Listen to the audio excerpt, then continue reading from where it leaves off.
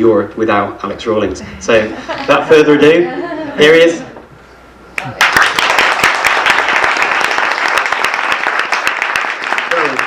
Thank you, Richard, for such a fantastic introduction. I'd also like to add my thanks to you and to Luca and to everyone that's organised this fantastic event.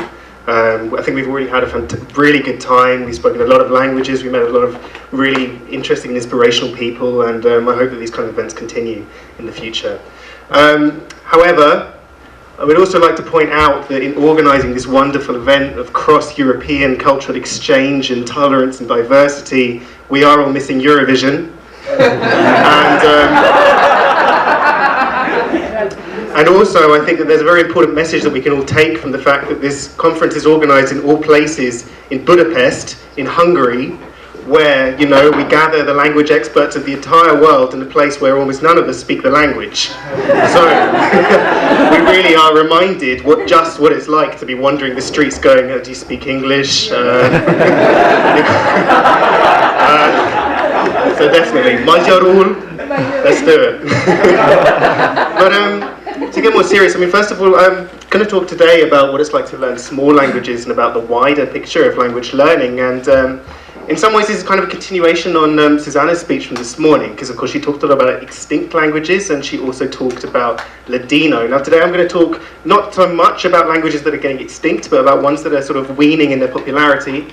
And I'm also going to use the example of Yiddish, which is going to lead on quite nicely, and I'm going to show you a couple of cool things that it can do. But yeah, so I mean, let's start. And I think to understand the wider picture of language learning, I think we need to think about why it is that we learn languages in the first place. And to try and answer that, we should think about the languages that people want to learn. And I don't mean necessarily people in this room, I mean generally the wider world. When you ask people what they would like to learn, you'll probably hear a similar story. You'll hear English, Spanish, Chinese, perhaps Russian, perhaps Arabic, and then maybe even French and German. And it's no secret, for example, that these languages are streets ahead of others in terms of their popularity, and that is reflected in the disproportionately large number of materials, teachers and students that are available for them. There is even so much about them now on the internet for free that you could say that these are some of the easiest languages to learn. But my question is really, why are these languages so popular? What is their appeal over any of the other thousands of languages that we have in our world today? And why is it that language companies invest so much money in creating and updating resources for them? So there are several reasons why. First of all, these languages have the largest number of speakers in the world. Between them, they cover 35% of the Earth's entire population. So to put it simply, you could see this as a simple getting the most results out of the efforts that you would go to learn a language. That is, you know, in terms of the currency of native speakers, these ones have the highest value. But if we just highlight the ones which I've named as the most popular, we'll see that this is not actually the full story. Looking at the chart of the most commonly spoken languages in the world, it would seem as though several are missing from our learners' top choices. Hindi, for example, when you take into account that it is largely mutually intelligible with Urdu, has almost as many native speakers as English. Korean and Vietnamese both have more speakers than French, and Punjabi sits comfortably above German in the chart. Yet we don't see schools across Europe rolling out Hindi language programs for their students in the same way that we do for Mandarin. And I've never heard of anyone going to evening classes to learn Punjabi, Korean or Vietnamese. But this leads to a second reason why the language choices that are traditional continue to be the most popular amongst learners, and that is that there seem to be certain languages that just seem to be the ones that people learn. People might just be following the crowds, really, when it comes to deciding to pick up these new languages, and certainly if the language companies are happy to support these choices, then there's no reason why you shouldn't take what might be the easier road. I mean, there's no reason why you shouldn't take advantage of someone who's trying to make your learning process that more easier. But there is another side to language learning, and that's the reason why I'm here today. There are other reasons why you might want to learn a language apart from just communicating with people. And in between the likes of the language giants of Mandarin, Spanish and French, there are ones that are getting slightly squeezed out of the learner's agenda. There aren't as many materials for them, and there might not be as many speakers of them. So in the big bad world of what sells and what doesn't in languages, they might be starting to feel a little bit unloved. They are why I'm here today. I'm here to speak out for the little guy. to defend him from sinking into insignificance, and to sort of give a brief introduction into the world beyond the UN's Big Six official languages. This is about the wider picture of language learning and why small languages are just as important. So the problems of learning small languages is something that I came across when I started learning my first language independently, which was Dutch. Everybody I knew, my friends, my teachers, and members of my family would all ask pretty much the same question: why? When I would answer that it was because I wanted to find out more about the Netherlands, because I liked the way that the language sounded, and that I'd fallen in love with the canals of Amsterdam and all those kind of things that make you make choices. This would always provoke an identical response. And I'm sure that you can all guess what the response might have been, but they all speak English. And actually, to be fair, that's not something that I just heard from English speakers. I mean, Dutch people would say to me, for example, we learn your language, so you don't have to learn ours. Like, what are you doing here? You're reversing the world order. Dutch is how we talk to each other, and English is how we talk to you. So, I mean, the everyone speaks English excuse is something that I think we must all have come across, and we still come across it, but with small languages like Dutch, it was something that I thought was particularly pronounced. People were sort of really understanding of why I might want to learn something like German, although they'd still imply that it might be a waste of time, and the only language that is worth learning nowadays is Chinese. And Spanish was often very well received, especially because apparently if I spoke Spanish and Chinese, its memories were too painful and too powerful for them to pass on to their descendants. It reminded them of places that they could never return to, and of a culture and a way of life that, for the most part, was now gone. Today's Yiddish speakers are very aware of this, though. The traces of Yiddish's existential crisis dominates the form that the language takes today. Nowadays, it is spoken mainly amongst a few ultra-Orthodox religious communities in parts of New York and Jerusalem, with very few secular speakers, although there are a fair number. Yiddish's survival is something that troubles many of the contemporary writers and poets that continue to use the language, and I truly believe that there are few sadder things than when a language dies, especially one which is as rich in history and as important as Yiddish. But Yiddish is a wonderful language, and the prospect of never getting a chance to use it is not something that puts me off. It's rewarding in that it unlocks for you an entire world, one in which Warsaw was a third Jewish, where even in Budapest it was an important language where we are today, where from the streets of Paris right across to the ends of Siberia you would be able to hear it spoken. It tells the story of the people for whom multilingualism was not a choice, but it was the default. It tells the story of families who never stayed in the same place for more than 3 generations, and all of this is reflected in the language. I love its distinctive vowel sounds, its crunchy gutturals, and I love it because it seems like one of the most exclusive clubs of all. Someone told me once, you'll never be able to learn Yiddish because you're not Jewish, which confused me a bit, and I replied that, well, I'd managed to learn Russian without being Russian, and in fact that, I can understand a lot of it because I spoke German, at which point they answered, you see, Germans think they can understand Yiddish, but in fact half the time they have no idea what we're on about. And that is true. Yiddish takes a lot of German words and throws them somewhere between Russia, Poland, and Ukraine and Lithuania, and allows them to flourish mixed in with a heavy dose of Hebrew and Aramaic terms and expressions. That means that if you understand German, you might be able to pick out individual words, but the chances that you'll actually understand them are very low. So let's actually have a look at this. We're going to have some fun now. So, for example, what would a German speaker think that the word sich überschreiben means? Are there any German speakers here, for example? Yeah. Right. Tell me how you would put this into German. We're saying sich überschreiben? Yeah. Something like that? Right, so let's look at sich überschreiben. Can anyone actually tell us what that means in English? To override yourself, right. Does that really make much sense? Like, ich habe mich überschrieben. You don't really say that. So there we go. There's our sich überschreiben, which is what a German person might understand by sich überschreiben. Now this is where we start to put the Russian into the mix. How many Russian speakers are there in the room?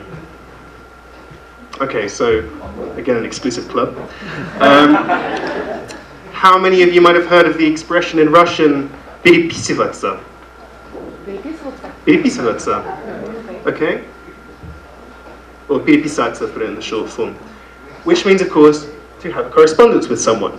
And that is exactly what sich überschreiben means. And I'm going to show you how we've taken basically this Russian expression to have a correspondence with someone, which isn't even a verb that we even need to have, like in English, because we were other ways around it, and they've made it in Yiddish with German words.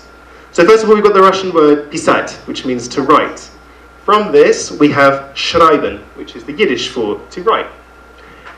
Now, pidipisevatsa, we construct this in Russian first of all by adding the reflexive ending sia. And so in Yiddish, we do this as well by adding the Germanic sich. So now we've already got it as being reflexive. Then we have the prefix in Russian, piri, which means kind of like over, across. You use it to say things like move over to things. And the Yiddish speakers have found that to have a German equivalent, über, or in Yiddish, ibe. So there we go, sich überschreiben.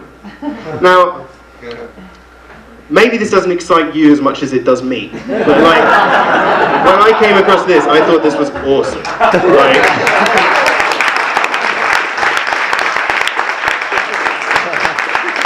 here we have it. Like, the Germans are flummoxed. They're saying, oh, why is he like overriding himself? It's like, no, he's just writing to his sister. You know? And there's other words as well. I mean, you've got a wonderful word in Yiddish which is unterherren, which is like in German unterhören, but actually means to overhear. And which in German is to hear with, so mithören. But of course in Russian, when we want to say this, we'll say podslушать, which is to listen under. So in Yiddish again, we've got it, unterherren. Okay, maybe it's a niche thing. But anyway, but another crucial feature of the language is the role played by words originating from Hebrew or Aramaic, which is called the Lashon Kodesh, or the Holy Language. They often have Germanic or Slavic synonyms, but the Lashon Kodesh words have much more depth of meaning and weight to them. I mean, after the Second World War, there was an active effort by Yiddish linguists and the Yiddish institutions to increase the frequency of Lashon Kodesh words and to try to distance the language from its Germanic origins for, you know, obvious political reasons. So, for example, I mean, some Yiddish speakers would say like Stunde for hour, when there's actually a very good Yiddish word, shor, which is like the Hebrew sha'ah, which is now the accepted thing. And equally the same Yiddish some Yiddish speakers would say monat for month, when there's the Hebrew word chodesh, which in Yiddish is chodesh. So the challenge that you have actually when you're learning Yiddish, especially if you're not Jewish and you may not have come across a lot of these terms which can be used for religious purposes and those kind of things, is kind of getting your head around these, and also because they keep their original Hebrew spelling in Yiddish, although the pronunciation may have moved very, very distant from it. In fact, in every case it almost has, because you all of a sudden have the oi sounds and the chos, and it's a bit of a nightmare, but you get used to it. And so, but I mean, just before, like, because at the end of this I'd like to open up the floor to discussion. I mean, if you don't have questions and you just have answers, I'd still like to hear them. It would be nice to hear everyone's experiences and that kind of thing, but I'd just like to give you a little example of some Yiddish. This is a Yiddish poem that I've actually stolen from a talk by Dr. Barbara Henry at the University of Washington in a fantastic video she gives outlining the reasons why you might want to learn Yiddish. Go watch it.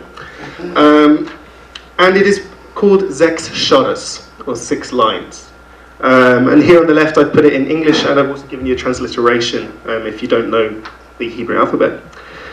So the story behind this poem is that it was written by a man named Aaron Zeitlin, who lived in Warsaw. He was a Yiddish and Hebrew playwright and poet who was invited to New York in 1939 to oversee the production of one of his plays at the local Yiddish theatre. And while he was in the middle of his visit to New York, the war broke out. And he was unable to return to Poland, and he stayed in America for the rest of his life. While he was in New York, his family was killed, and the place where he's from disappeared.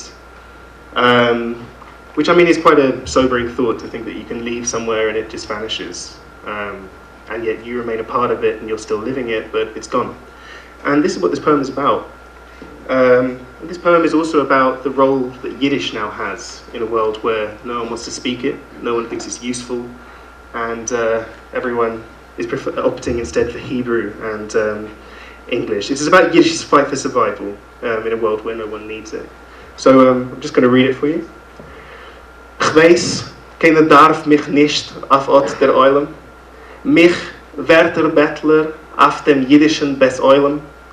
Wer darf Lied und noch dazu auf Jiddisch. Nur bloß das Hoffnungslose auf der Erde ist schön und göttlich ist nur das, was muss vergehen. Und nur Hach Noah ist meridisch. So if we have the English, I know nobody needs me in this world. Me, the word beggar in the Yiddish graveyard. Who needs a poem, especially in Yiddish? Only the hopeless things on the earth are beautiful, and divine is only that which must pass, and only humility is rebellious. So if we just look at the language quickly, I just want to point out, we've got the word oilem twice to mean, firstly to mean word, and then in Bes Oilem where it means house of the world, i.e. graveyard. Oilem comes from, I actually spelt it wrong, I'm so sorry. Oilem comes from the word in Hebrew, olam, which means world, and of course oilem is the Ashkenazi pronunciation of it. But if I can get out of the way of the projector here, we see the word erd, which is the Germanic word, which means earth. Now I just want to point out the different ways that they're used. Oilem here is a word full of character, full of meaning, full of life. It means far more than just the world that we live on. But erd literally does just mean the soil. So this is the kind of thing that is going on in Yiddish the whole time. We have words from Hebrew that mean so much, contrasted with Germanic and Slavic words that all have their different roles to play, which as a language learner is fascinating. And finally, I just want to, before we move to discussion, just concentrate on one line of this poem, which I think is fantastic, which is Nur bloß das Hoffnungslose auf der Erde ist schön. Only that which is hopeless is beautiful in this world. And I think that this is the message that I'd like to leave you with, the thought, really. I mean, because yes, Yiddish doesn't really have a use in your day-to-day lives. It won't help you find a job, and its future is pretty bleak. But there's something extremely beautiful about it. It's an absolutely fantastic language, and opens up a whole world to you that you may never have known about before. And that should be the reason that would encourage you to learn it, as well as other small languages that we have.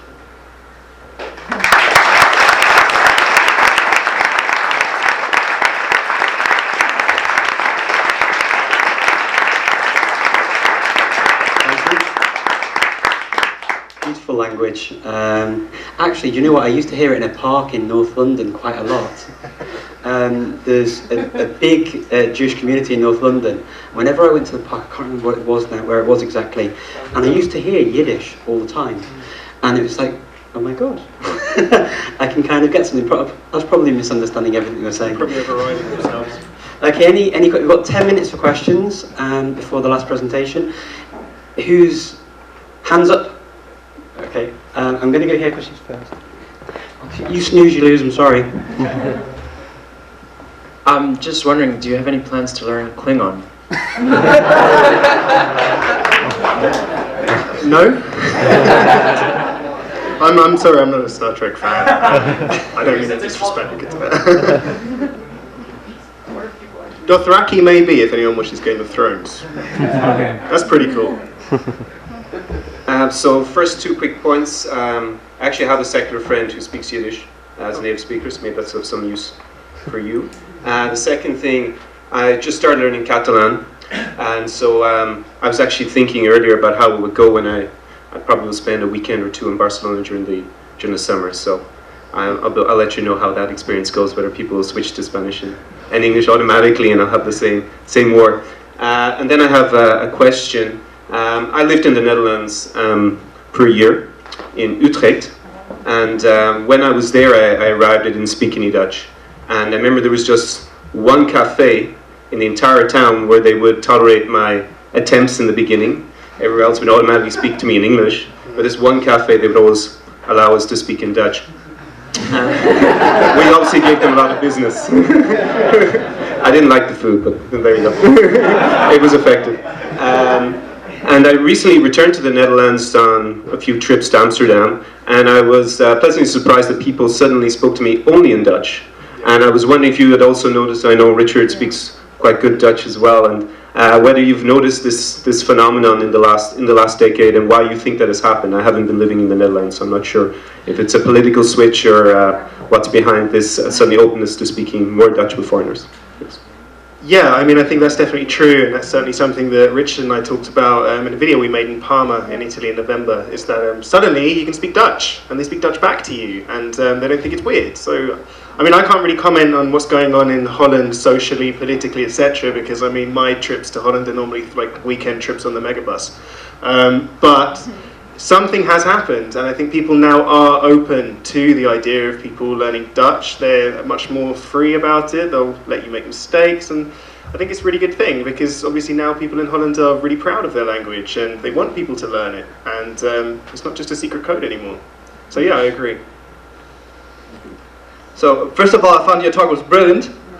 I learned some fascinating things today about Yiddish that I didn't know, and you've totally convinced at least me that it would be worthwhile to learning it.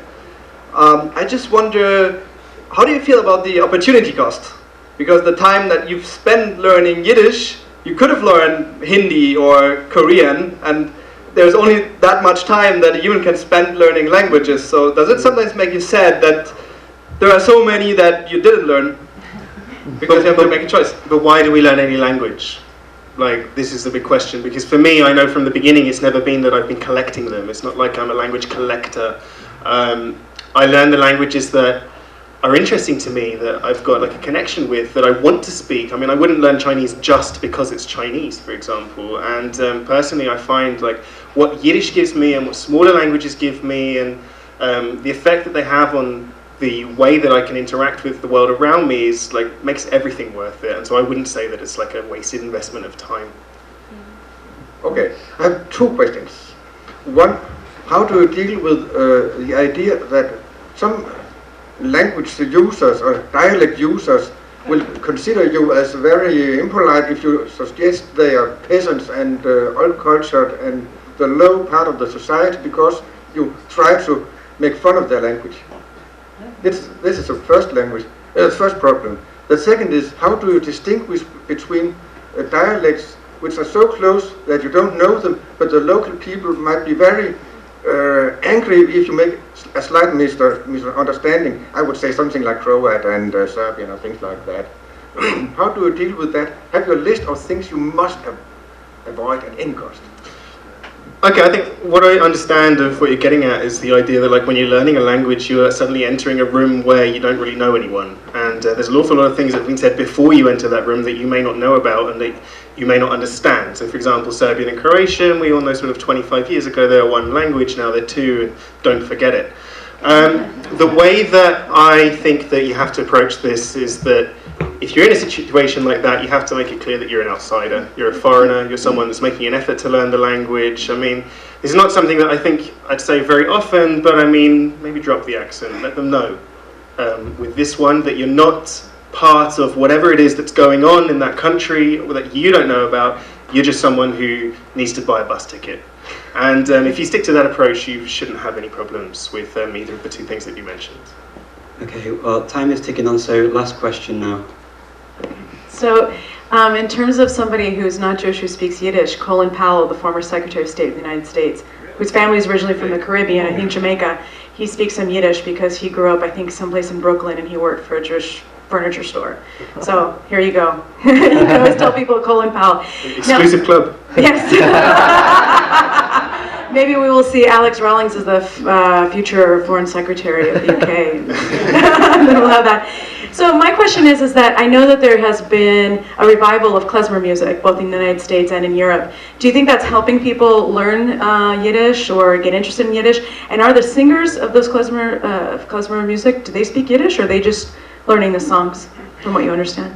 I think so, definitely, and you're right that there is now a huge revival movement of Yiddish across all Jewish communities in the world, which is a fantastic thing, even in Israel, where it's been such a contentious issue for so long.